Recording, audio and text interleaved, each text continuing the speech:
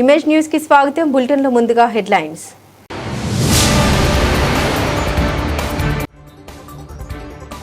ఆర్ధాని దినేష్ ఎంతకి అమ్ముడుపోయారో యానం ప్రజలకు సమాధానం చెప్పాలి డిమాండ్ చేసిన కాంగ్రెస్ పార్టీ నాయకులు ములుగపాటి ప్రసాద్ రాజు.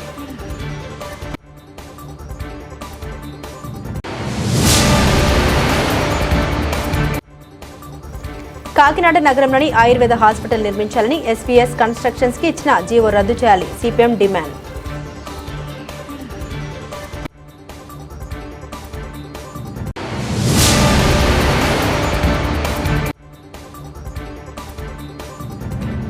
రాజబొమ్మంగి మండలం లాగరాయి గ్రామంలో భారీ వివాదానికి దారితీసిన శ్రీనిధుల వ్యవహారం.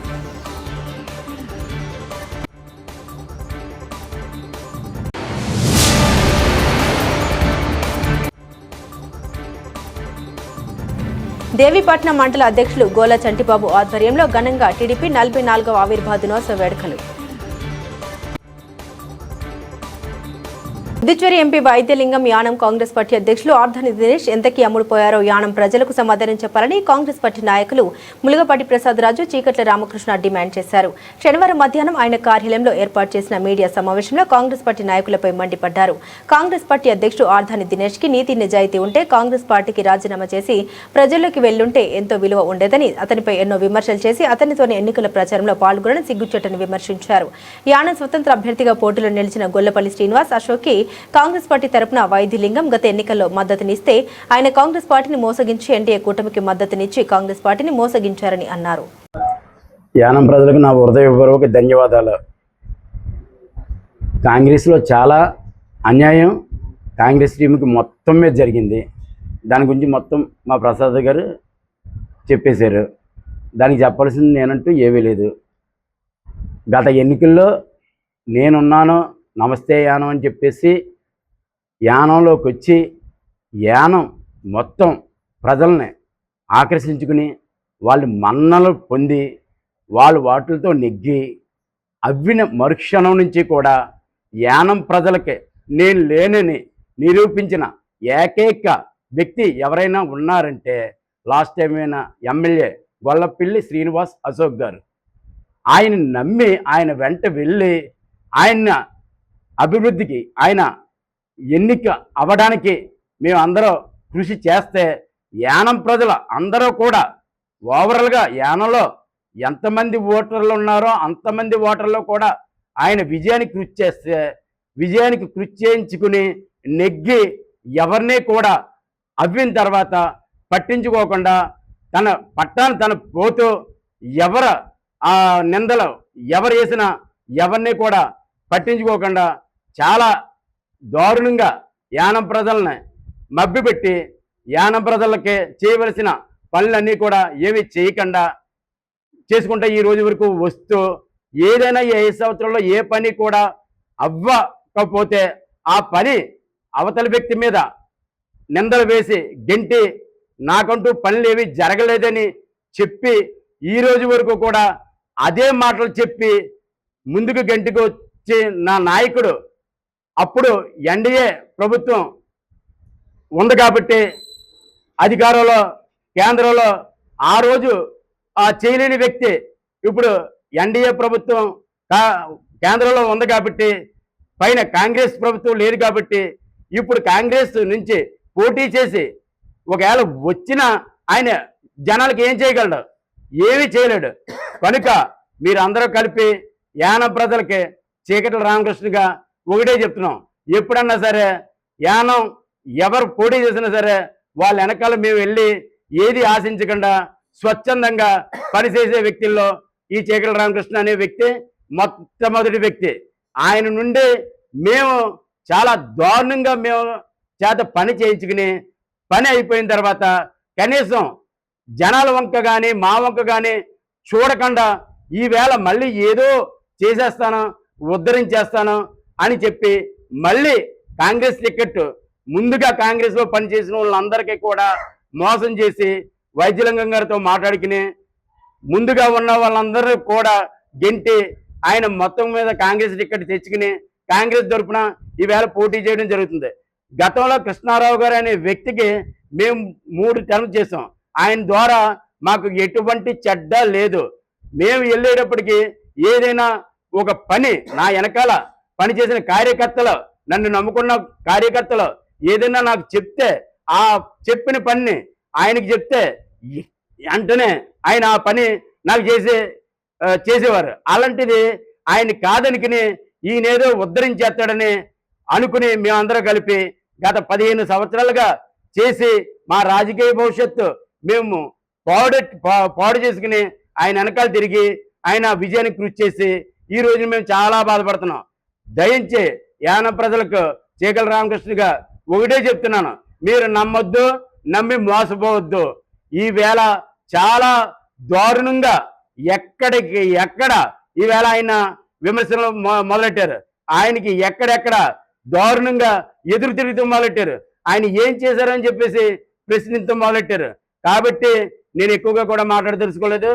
ఏదైనా సరే గతంలో మాకంటూ ఎన్ఆర్ కాంగ్రెస్ తరపున ఈ కృష్ణారావు గారికి మేము చేయడానికి మేము నిర్ణయించుకుని ఇక్కడతో మీ జగన్ రామకృష్ణగా నేను సెలవు తీసుకున్నాను. ఇవాళ ఈ ప్రెస్ మీట్ పెట్టడానికి కారణం మాకు కాంగ్రెస్ చేసిన దౌర్భాగ్యం ఏంటంటే వైద్యలింగం గారు, దీని గురించి మాట్లాడుతున్నాను. యానంలో ప్రజలందరూ చూడాలి, యానానికి సంబంధించి అన్ని గ్రామాల ప్రజలు చూడాలి. ఎందుకంటే మా బాధ, ఆవేదన అది మామూలుది కాదు. అంచేతనే యానం ప్రజలందరికీ కూడా నా శిరస్సు వంచి నమస్కారం పెడుతున్నాను. వీడియో మాత్రం అందరూ చూసి మీరు తీసుకునే నిర్ణయానికి నేను రెడీగా ఉంటాను, దేనికన్నా సరే. ఎందుకనంటే ఈ కార్యక్రమం మనసులోంచి వచ్చిన ఆవేదనతో వచ్చిన బాధతో కూడిన కష్టం, కూడిన బాధ. ఇది ఎందుకనంటే మేము ఎమ్మెల్యేగా ఇప్పుడు ఉన్న ఎమ్మెల్యేకి గత ఎలక్షన్లో ఇండిపెండెంట్గా పోటీ చేసినప్పుడు మేమందరం కూడా సపోర్ట్ చేసాం. యానం ప్రజలందరూ కూడా సపోర్ట్ చేసి, అలాగే ఇండిపెండెంట్గా ఉన్నప్పుడు కాంగ్రెస్ కూడా గొల్లపిల్లి అశోక్కి సపోర్ట్ చేసింది. ఆ సపోర్ట్ ఎప్పుడైతే చేసిందో అతను గెలవటం జరిగింది. గెలిచిన మరుక్షణం కాంగ్రెస్తో సంబంధం లేకుండా పాండిచేరి వెళ్ళి ఏం చేశాడంటే బీజేపీతో పొత్తు పెట్టుకున్నాడు ఆయన. కానీ ఇక్కడ బ్రహ్మరథం పట్టిన వాళ్ళందరినీ పక్కకు తోసేసి అక్కడ బీజేపీతో పొత్తు పెట్టుకోవడానికి వెళ్ళి ఎవరిని సంప్రదించకుండా చేసుకుని వచ్చిన తర్వాత కూడా సరే ఇతను మనం గెలిపించాం, ఏం మాట్లాడకూడదని మేము కామ్గా మా పనులు మేము చేసుకున్న టైంలో కాంగ్రెస్ నుంచి ఎంపీ ఎలక్షన్ దగ్గరికి వచ్చింది. కాంగ్రెస్ నుంచి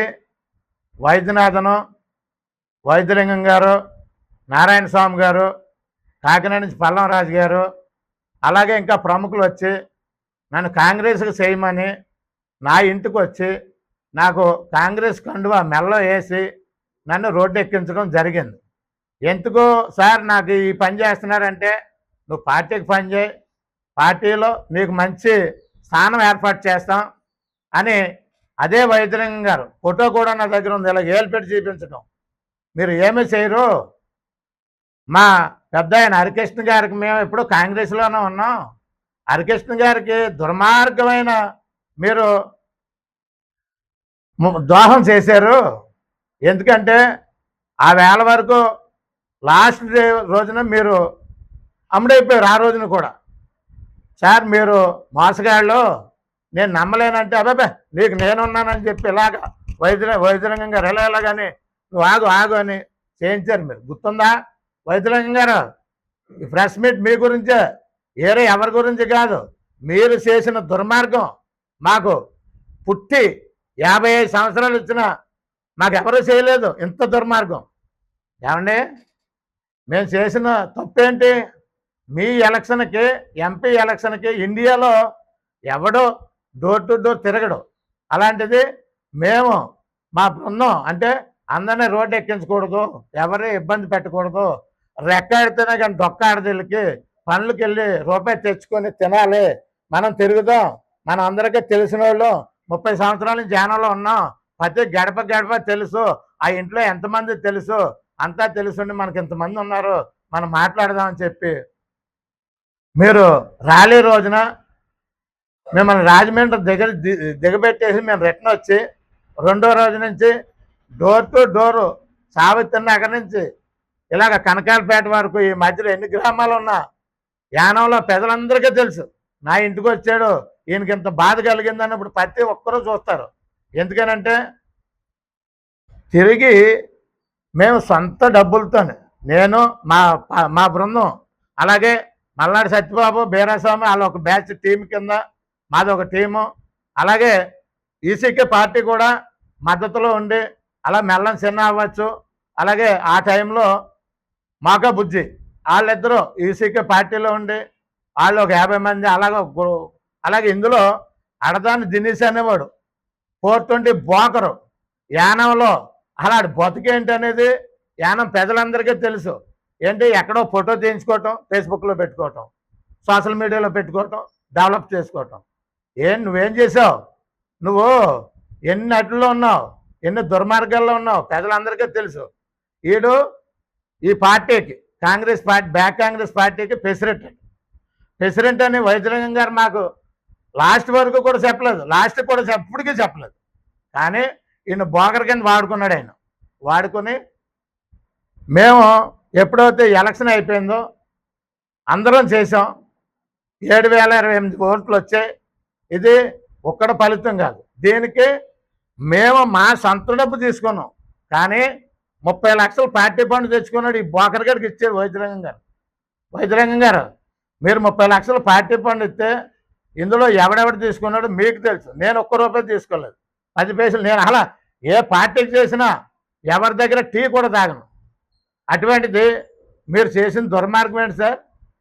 మేము మళ్ళీ పనికి రాకుండా చేసి మీటింగులు పెట్టి, అలాగే మళ్ళీ 2 మీటింగులు పెట్టి, అప్పుడు కాటన్ చెట్టు రామూర్తి గారు కూడా జాయిన్ అయ్యాడు. ఆయన జాయిన్ అయ్యి, రామూర్తి కూడా సోదరుడు నాకు ఛానల్ నుంచి తెలుసు, ఎందుకంటే ఇప్పుడు వాళ్ళం కాదు మేము. గత ఎప్పుడో మా కవల సత్యరాజు గారు అది ఉండేవారు, హరికృష్ణ గారి టైం ముందు నుంచి కూడా నేనంటే చాలా ఇష్టం రామూర్తి. కానీ ఈ బోకర్ గారు మా ఇద్దరి మధ్యలో లింక్ పెట్టి సైడ్ చేసి, ఆ మాయ మాటల్లో రామూర్తిని కూడా దింపేసి, మాకెవరికీ తెలియకుండా ఇతను కమిటీలు ఏం చేశాడు, మాకు ఇంటిమేషన్ లేదు. అప్పుడే మేము కండువాలు చేసి కిందకి వేయటం జరిగింది. కిందకి ఎప్పుడైతే వేసామో మళ్ళా పాండిచేరి నుంచి ఫోన్ చేసి పిలిపించి బుజ్జగించి, అంతా మంచి జరుగుతుంది, మంచి వెతికిద్దాం, అశోక్ ఇవ్వద్దు, ఎవరికి ఇవ్వద్దు, అందరం కూర్చొని మంచి వ్యక్తిని సెలెక్ట్ చేసి కాంగ్రెస్ పార్టీ టికెట్ గెలిపిందాం అని చెప్పి మా దగ్గర మాయ మాటలు మాట్లాడి, ఈయన ఒక మీటింగ్లో పెర్రీ రోడ్లో గాజుల గార్డెన్లో ఈయన వేసిన డ్రామా ఏంటో చెప్పనా, ఇది గొప్ప డ్రామా. ఆశా నటుడు ఎవరు, వైద్యలింగం. ఆయన ఆ నటనలో ఎవరన్నా మోసపోవాల్సిందే, ఎవరన్నా పడిపోవాల్సిందే. అలాంటి నటన మీ దగ్గర ఉందని మాకు ఎప్పటికీ తెలియదు సార్. మీరేమన్నారు సార్, మల్లాడి నువ్వు వద్దు, అలానే అశోక్ వద్దు గుద్దారు కదా సార్.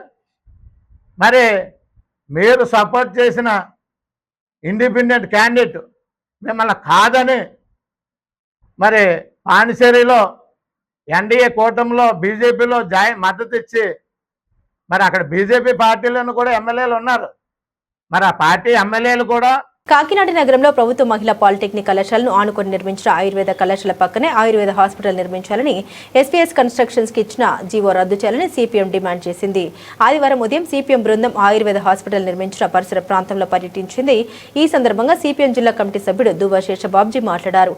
పిఠాపురం మాజీ ఎమ్మెల్యే వర్మను సంతృప్తి పరచడానికి రాష్ట్ర ప్రభుత్వం జీవో నెంబర్ 17 విడుదల చేసి కోట్ల విలువ చేసే భూమి ఎమ్మెల్సీ పదవి నాగబాబుకి కట్టబెట్టడం వల్ల వర్మ అసంతృప్తిని చల్లార్చడానికి ఈ విధంగా ప్రజల ఆస్తిని కట్టబెట్టడం శోచనీయమన్నారు. సిపిఎం నగర కన్వీనర్ పల్లెవేల వీరబాబు మాట్లాడారు. కాకినాడలో ఆయుర్వేద హాస్పిటల్ నిర్మించడం అభినందనీయమన్నారు. అయితే హాస్పిటల్ పక్కనే ఆయుర్వేద కళాశాల ఉండాలన్నారు. కాకినాడ ప్రభుత్వ మహిళా పాలిటెక్నిక్ కళాశాల ఆవరణకి వెలుపల ఉన్నాము. ప్రస్తుతం గర్ల్స్ పాలిటెక్నిక్లో ఒక ఆయుర్వేద హాస్పిటల్ నిర్మాణం పూర్తయిపోయింది. ఈపాటికే ఆ హాస్పిటల్ని ప్రారంభించవచ్చు. ప్రజలందరూ కూడా అల్లోపతితో పాటు హోమియోతో పాటు ఆయుర్వేద వైద్యానికి కూడా ఇటీవల కాలంలో వెళ్తూ ఉన్నారు. ఈ నేపథ్యంలో కాకినాడలో ఆయుర్వేద హాస్పిటల్ నిర్మించడం చాలా అభినందనీయం. అయితే ఈ హాస్పిటల్కి అనుబంధంగా ఒక ఆయుర్వేద కళాశాల కూడా మంజూరైంది. ఆ కళాశాల కూడా హాస్పిటల్ పక్కనే ఉన్నట్లయితే విద్యార్థులు చదువుతో పాటు ప్రాక్టికల్ నిర్వహించడానికి, పేషెంట్ల నుంచి తెలుసుకోవడానికి, వైద్యం చేయడానికి ఒక అద్భుతమైనటువంటి నైపుణ్యం సంపాదించడానికి అవకాశం ఉంటుంది. మనందరికీ తెలుసు రంగరాయ వైద్య కళాశాల, government general hospital, teaching hospital, అలాగే ఆయుర్వేదానికి సంబంధించి కూడా కళాశాల మంజూరైంది. ఇప్పుడు తాజాగా రాష్ట్ర ప్రభుత్వం వారు ఉప ముఖ్యమంత్రి గారు ప్రాతినిధ్యం వహిస్తున్న పిఠాపురానికి ఆయుర్వేద కళాశాల శాంక్షన్ అయిందని చెప్తున్నారు. ఇది ప్రజల్ని పక్కదోవ పట్టించే ప్రకటన. ఆయుర్వేద హాస్పిటల్ ఉన్న దగ్గరే ఆయుర్వేద కళాశాల కూడా ఉండాలి. మాజీ ఎమ్మెల్యే అయినటువంటి వర్మ గారికి రాజకీయ ప్రయోజనాలు లబ్ధి చేకూర్చడంలో భాగంగా ఆయుర్వేద కళాశాల కట్టాల్సినటువంటి భూమిని తాజ్ పేరుతో లీజ్కి ఇవ్వడం అనేది అత్యంత దుర్మార్గం.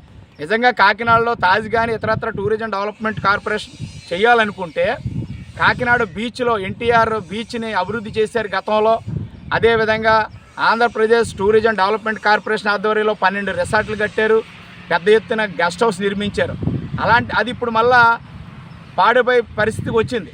అటువంటి ప్రాంతాన్ని అభివృద్ధి చేసుకోవడం వల్ల మధ్యతరగతి ప్రజానీకానికి, సామాన్య ప్రజలు రకరకాల పద్ధతుల్లో ఆహ్లాదకరమైన వాతావరణాన్ని ఏర్పాటు చేసుకోవచ్చు. బీచ్లో కోట్ల రూపాయల స్థలం, అదేవిధంగా ఆయుర్వేద హాస్పిటల్ నిర్వీర్యం అయిపోయేలాగా ఇక్కడ భూమిని దారాదత్తం చేయడం అనేది అత్యంత దుర్మార్గం. రాష్ట్ర ప్రభుత్వం పునరాలోచన చేసి జీవో నెంబర్ 17 ఏదైతే వర్మ గారి యొక్క కన్స్ట్రక్షన్కి అవకాశం ఇచ్చి లీజుకి ఇచ్చారో దాన్ని రద్దు చేయాలని సిపిఎంగా డిమాండ్ చేస్తున్నాం. లేని పక్షంలో ప్రజలను సమీకరించి దీనిపైన ఆందోళనకు సిద్ధపడుతున్నాం. జిల్లాలో ఉన్నటువంటి ఇతర ఎమ్మెల్యేలు, అదేవిధంగా ఎంపీలు కూడా ఆలోచించండి. వైఎస్ఆర్ పార్టీని విమర్శించి వారంతా దోచేసుకుంటున్నారు. మీరు అధికారంలోకి వచ్చారు, మీరేం చేస్తున్నారు? ప్రజలకు సమాధానం చెప్పాల్సిన పరిస్థితులు వస్తాయి. అందుకని ఇక్కడ ఇచ్చినటువంటి జీవోను రద్దు చేసి ఆయుర్వేద కళాశాలను తక్షణమే నిర్మాణం చేపట్టి ఆయుర్వేద హాస్పిటల్ వర్కింగ్లోకి తీసుకురావాలని సిపిఎంగా డిమాండ్ చేస్తున్నాం. ఈ స్థలం ప్రభుత్వ స్థలం. తెలుగుదేశం పార్టీ నాయకుడైనటువంటి వర్మ గారికి ఉచితంగా అందజేస్తున్నటువంటి గిఫ్ట్ ఇది. కాకినాడలో కొత్త గోపాలకృష్ణ వారధి దిగిన తరువాత గర్ల్స్ పాలిటెక్నిక్ కళాశాలలో ఉన్నటువంటి స్థలం ఇది. అది ఆ వెనకలో ఉన్నటువంటిది ఆయుర్వేద కళాశాల ఆల్రెడీ నిర్మాణం అయిపోయింది.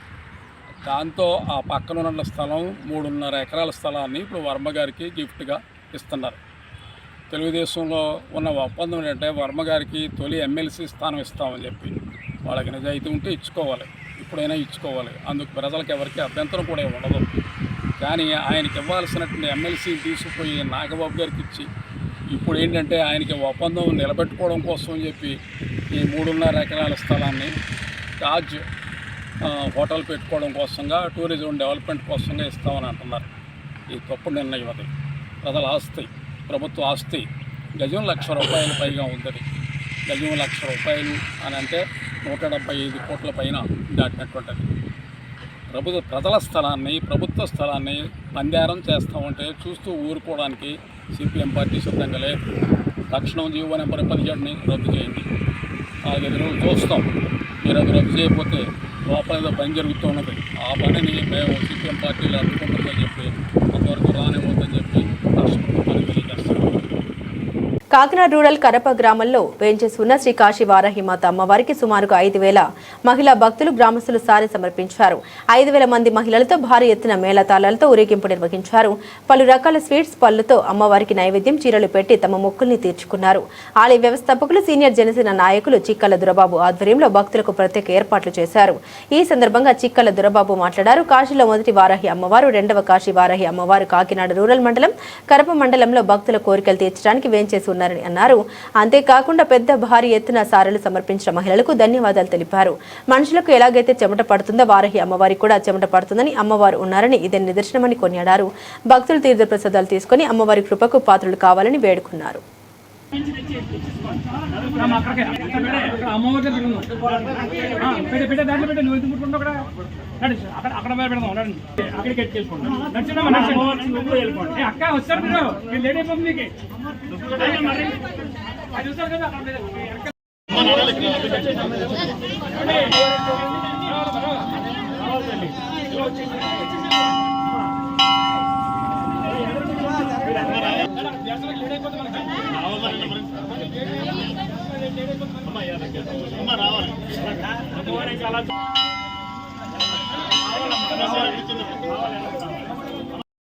కాశీ వారారమ్మ వారిది ఇవాళ అయ్యి 32 రోజులు.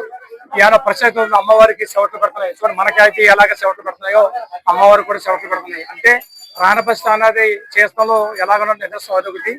ఈ ఏళ్ళకి 32 రోజులు ఈ ఏళ్ళ 5 ఊరు నుంచి సారథిచ్చారు. అలాగే ప్రతి ఊరు నుంచి సారథత్వం అనేది అమ్మవారికి అద్భుతం అండి.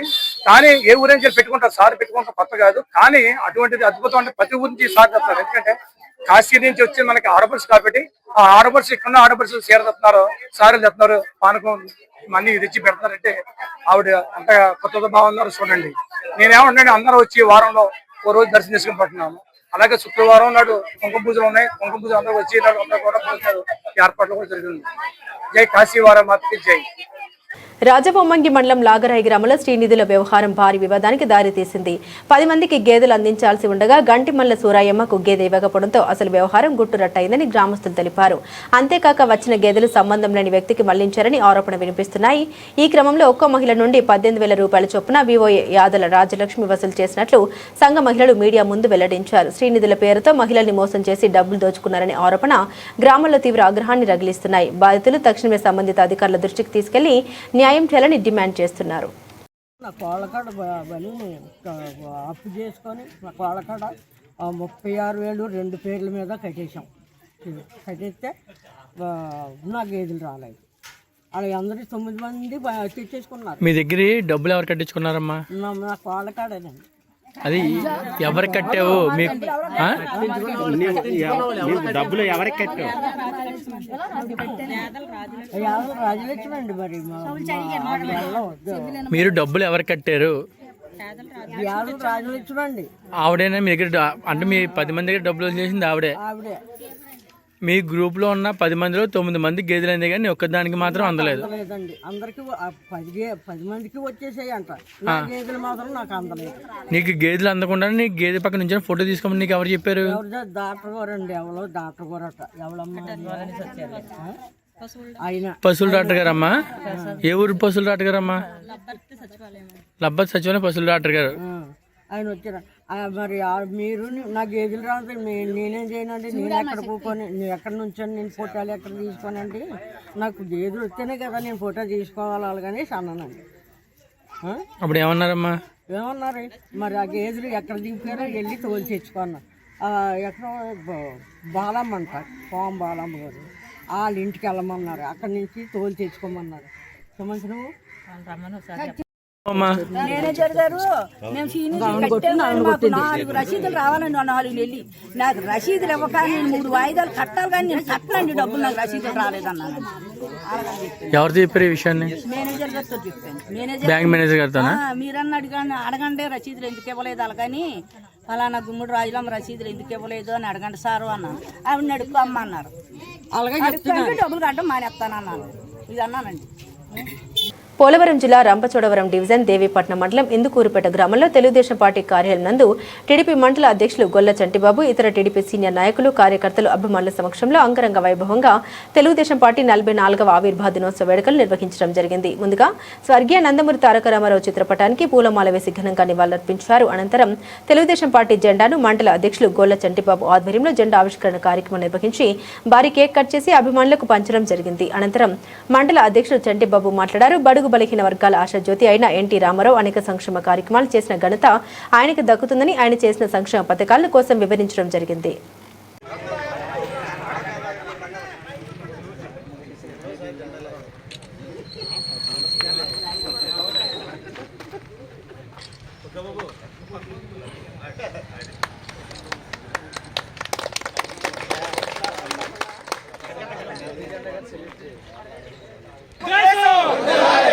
చంద్రబాబు నాయకత్వం చంద్రబాబు నాయకత్వం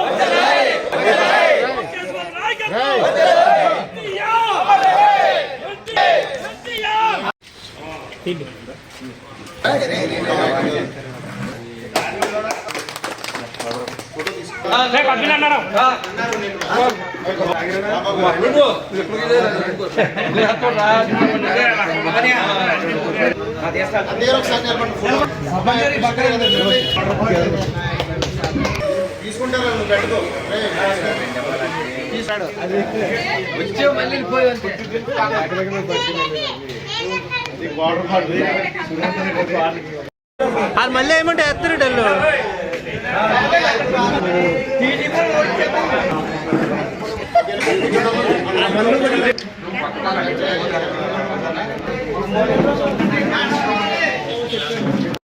మారేడుమిల్లి మండల కేంద్రంలోని చర్చ్ ఆఫ్ సౌత్ ఇండియా ఆధ్వర్యంలో క్రైస్తవులు అత్యంత భక్తి శ్రద్ధలతో జరుపుకునే మంటల ఆదివారం వేడుకలు ఘనంగా నిర్వహించారు. ఆదివారం ఉదయం జరిగిన ప్రార్థన కార్యక్రమంలో సంఘ కాపరి pastor CH Subhakar, CSA pastors chairman నాయకత్వంలో విశేష ఆరాధన నిర్వహించగా పెద్ద సంఖ్యలో సంఘస్థులు పాల్గొన్నారు. ఈ సందర్భంగా విశ్వాసులు చేతుల్లో మంటలు పట్టుకుని ప్రత్యేక ప్రార్థనలో పాల్గొన్నారు. యేసుక్రీస్తు యెరూషలేము పట్టణంలో ప్రవేశించిన సందర్భాన్ని స్మరించుకుంటూ విశ్వాసులు చర్చ్ ప్రాంగణంలో ప్రార్థన చేసి భక్తి భావంతో మంటల ఆదివారం జరుపుకున్నారు.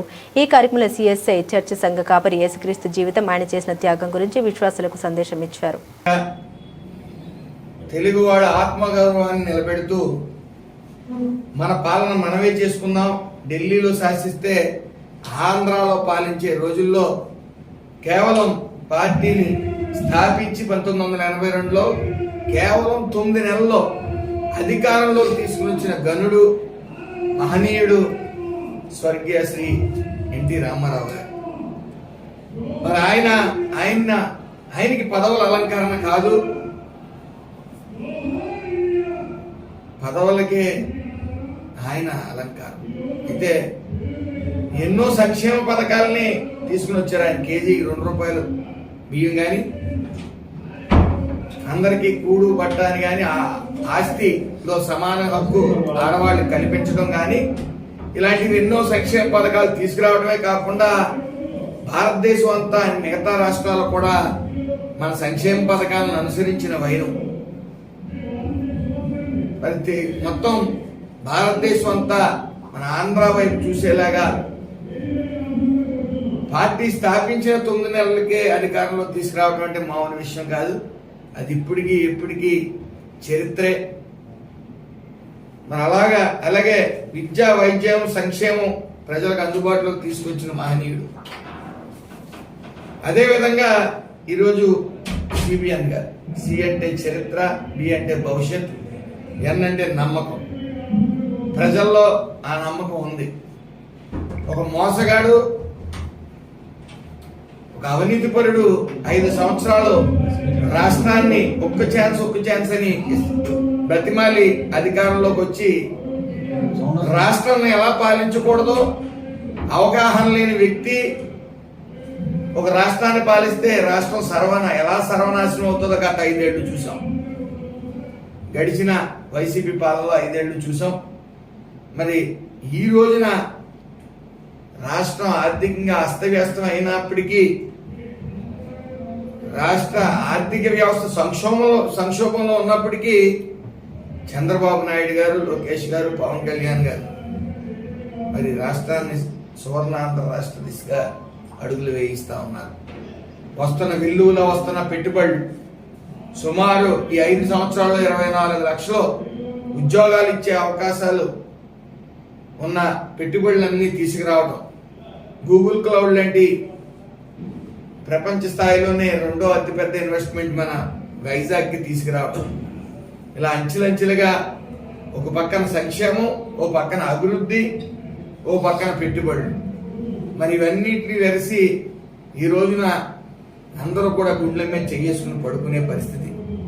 ఆ రోజు ల్యాండ్ టైటిలింగ్ యాక్ట్ అన్నారు. మన ఆస్తి మన పేరు మీద, మన డాక్యుమెంట్స్ మన చేతిలో లేని పరిస్థితి తీసుకుని వచ్చి అయోమయం చెత్త మీద కొన్నారు, లేకపోతే ఫిష్ మార్కెట్ అన్నారు. అపహాస్యం పాలు చేసే విధంగా సంక్షేమ పథకాలని, అర్థం పర్థం లేని సంక్షేమ పథకాలను ఇచ్చిన జగన్మోహన్ రెడ్డి ఈ రోజు కూడా విషం చిమ్ముతా ఉన్నారు. ఈ రోజు 75 సంవత్సరాల వయసులో నారా చంద్రబాబు నాయుడు గారు రాష్ట్రం కోసం శ్రమిస్తున్న మహనీయుడు. ఆయన నిరంతరం ఉదయం 8 గంటల నుంచి కేవలం 4-5 గంటలు మాత్రమే పడుకుని మరి రాష్ట్రం సువర్ణాంధ్ర రాష్ట్రంగా అవ్వాలి అని చెప్పి మరి ఒక్కొక్కటిగా ఇటు అభివృద్ధి, ఇటు సంక్షేమం, ఇటు పెట్టుబడులు, అటు P4 పేదల జీవితాల్లో వెలుగు నింపడానికి పెట్టిన కార్యక్రమం ఇవన్నీ వెరిసి. అలాగే లోకేష్ గారి గురించి చెప్పాలి. లోకేష్ గారిని మరి ఎన్నో రకాలుగా విమర్శలు చేసి ఎన్నో బూతులు అన్నిటిని తట్టుకుని అన్నిటిని జయించి ఈ రోజున ఆయన పార్టీని జాతీయ అధ్యక్షుడిగా ఆయన పార్టీని నడుపుతున్న తీరు అందరి చేత ప్రశంసలు అందుకుంటా ఉన్నారు. 1 కోటి మంది సభ్యత్వం దాటి ఉన్న పార్టీ ఏదైనా ఉందంటే అది తెలుగుదేశం పార్టీ. అది లోకేష్ గారి వల్ల ఈరోజు 1 కోటి మంది సభ్యత్వాలు దాటిన పరిస్థితి. అలాగే ఎక్కడ కార్యకర్తలు, చిన్న కార్యకర్తల దగ్గర నుంచి, క్లస్టర్స్ దగ్గర నుంచి, అందరినీ నాయకుల దగ్గర నుంచి మరి ట్రైనింగ్ ఇస్తూ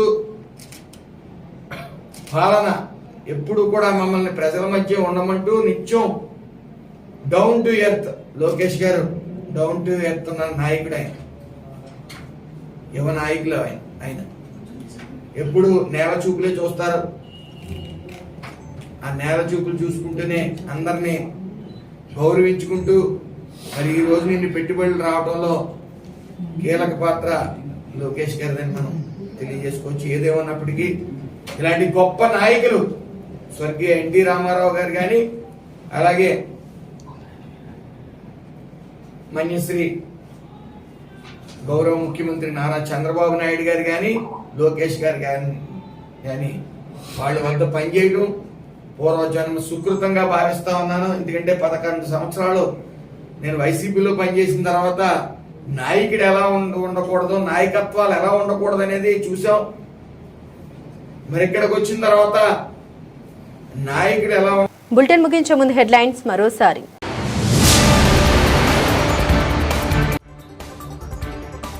ఆర్ధాని దినేష్ ఎంతకి అమ్ముడుపోయారో యానం ప్రజలకు సమాధానం చెప్పాలి డిమాండ్ చేసిన కాంగ్రెస్ పార్టీ నాయకులు ములుగపాటి ప్రసాద్ రాజు.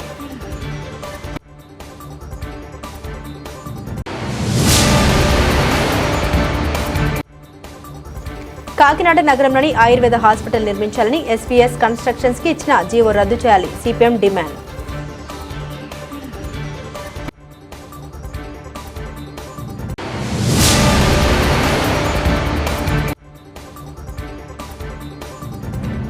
రాజబొమ్మంగి మండలం లాగరాయి గ్రామంలో భారీ వివాదానికి దారితీసిన శ్రీనిధుల వ్యవహారం.